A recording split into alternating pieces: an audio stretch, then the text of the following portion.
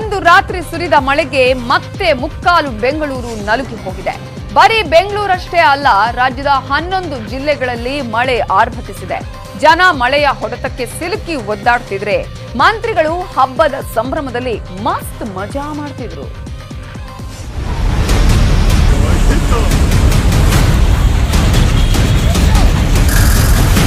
ಮಳೆ ಬರುತ್ತೆ ಹೋಗುತ್ತೆ ನಿಜ, ಆದ್ರೆ ಬೆಂಗಳೂರಲ್ಲಿ ಮಳೆ ಬಂದ್ರೆ ಜನರ ನೆಮ್ಮದಿ ಹಾಳಾಗಿ ಹೋಗುತ್ತೆ ಅನ್ನೋದು ಪದೇ ಪದೇ ಸಾಬೀತಾಗ್ತಿದೆ. ಇದಕ್ಕೆ ಸಾಕ್ಷಿ ನಿನ್ನೆ ರಾತ್ರಿ ಸುರಿದ ಮಳೆ ಸೃಷ್ಟಿಸಿದ ಅವಾಂತರಗಳು.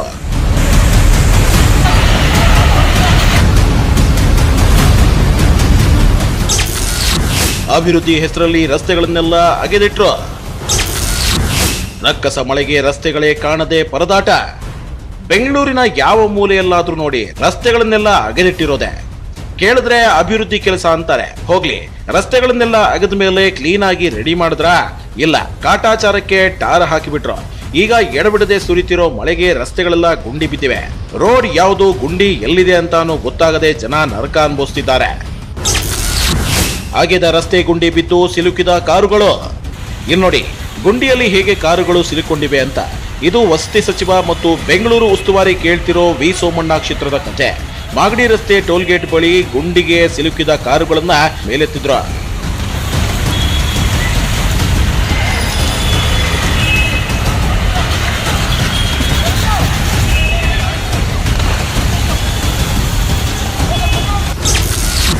ಮನೆಗಳಿಗೆ ನುಗ್ಗಿದ ಮಳೆ ನೀರು. ಕಲುಷಿತವಾಗಿದೆ ಕುಡಿಯೋ ನೀರು. ಚಾಮರಾಜಪೇಟೆಯ ಕಸ್ತೂರಿಬಾ ನಗರದಲ್ಲಿ ಮನೆಗಳಿಗೆ ನೀರು ನುಗ್ಗಿದೆ. ಜೊತೆಗೆ ಮನೆಗೆ ಅಳವಡಿಸಿರೋ ಕುಡಿಯುವ ನೀರಿನ ಪೈಪ್ಗಳಿಂದ ಕಲುಷಿತ ನೀರು ಬರ್ತಿದೆ.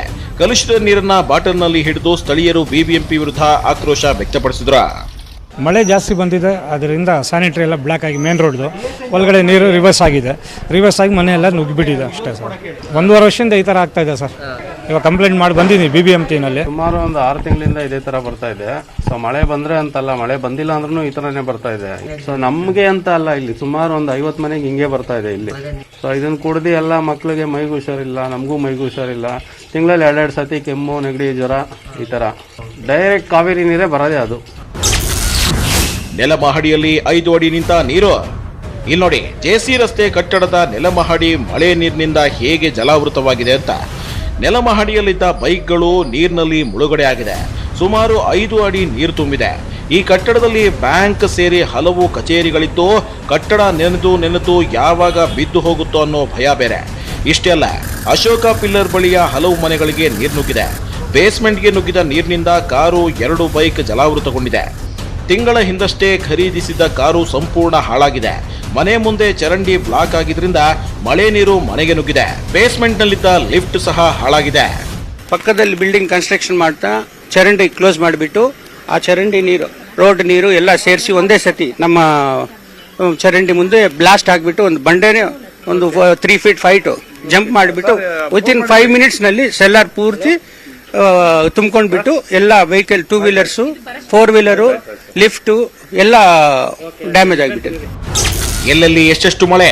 ನಾಗರಭಾವಿ 103.5 ಮಿಲಿಮೀಟರ್, BVಪುರ 137 millimetre, Doddanakundi 127.5 millimetre, Agrahara Dasarahalli 40 millimetre, Nayandahalli 87.5 millimetre, Sampangi Ramanagara 63 millimetre, Hampi Nagara 120.5 millimetre.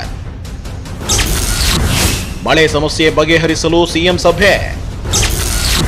ಮೀಟಿಂಗ್ಗೆ ಬರದೆ ಸಚಿವರ ಮೋಜು ಮಸ್ತಿ.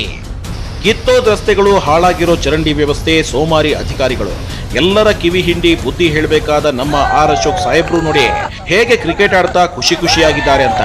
ಜನ ಸಾಯ್ತಿದ್ದಾರೆ, ಮೀಟಿಂಗ್ ಮಾಡೋಣ ಅಂತ ಸಿಎಂ ಸಭೆ ಕರೆದ್ರೆ ಆರ್ ಅಶೋಕ್ ಸಾಹೇಬ್ರು ಕ್ರಿಕೆಟ್ ಆಡ್ತಿದ್ರು. ಇನ್ನು ಬೆಂಗಳೂರು ಉಸ್ತುವಾರಿ ಕೇಳೋ ನಮ್ಮ ಸಚಿವ ಸೋಮಣ್ಣನವರು ಅವರ ಕ್ಷೇತ್ರದಲ್ಲೇ ಮಳೆ ಹಾನಿಗಳಾಗಿದ್ರು ಆರಾಮಾಗಿದ್ರೆ ಹೊರತು ಸಿಎಂ ಕರೆದ ಸಭೆಗೂ ಜನರ ಕಷ್ಟ ಕೇಳೋಕ್ಕೂ ಹೋಗ್ಲಿಲ್ಲ. ಕೊನೆಗೆ CM Bommai, Ashwath Narayan, BBMP, BWSSB ಅಧಿಕಾರಿಗಳ ಜೊತೆ ಸಭೆ ಮಾಡ್ಕೊಂಡ್ರು. ಕೊನೆಗೆ ಅವರು ಅಧಿಕಾರಿಗಳಿಗೆ ಕಿವಿ ಹಿಂಡಿ ಸುಮ್ಮನಾದ್ರು. ಯಾವ ಪ್ರದೇಶದಲ್ಲಿ ಜಾಸ್ತಿ ಈಗ ತೊಂದರೆ ಆಗ್ತಾ ಇರೋದನ್ನು ಐಡೆಂಟಿಫೈ ಮಾಡಿದ್ದೇವೆ. ವೆಸ್ಟ್ ಝೋನು ಮತ್ತು ಸೌತ್ ಝೋನ್ ಅಲ್ಲಿ ಈ ಬಾರಿ ಮಳೆಗಾಗಿತ್ತು ಮತ್ತು ಹೊರವಲಯದಲ್ಲಿ ಸ್ವಲ್ಪ ತೊಂದರೆ ಆಗಿರುವಂಥದ್ದು ಗಮನಿಸಿದ್ದೇವೆ. ಅದಕ್ಕೆ ನಾನು ತುರ್ತಾಗಿ ಏನು ಕ್ರಮ ತೆಗೆದುಕೋಬೇಕು ಅದಕ್ಕೆ ಸೂಚನೆಯನ್ನು ಕೊಟ್ಟಿದ್ದೇನೆ. ಬರೀ ಒಂದು ದಿನ ಹೊಡೆದ ಮಳೆಗೆ ಬೆಂಗಳೂರು ಅರ್ಧ ಮುಳುಗಿದೆ. ಇವತ್ತು ನಾಳೇನೋ ಮಳೆ ಬರುತ್ತೆ ಅಂತ ಹವಾಮಾನ ಇಲಾಖೆ ಹೇಳಿದೆ. ಬೆಂಗಳೂರಿಗೆ ಇನ್ನೇನು ಅನಾಹುತ ಕಾದಿದ್ಯೋ ಏನೋ ಆ ದೇವರೇ ಬಲ್ಲ. Bureau report, news 18 Kannada. Appu ಆಗಲಿ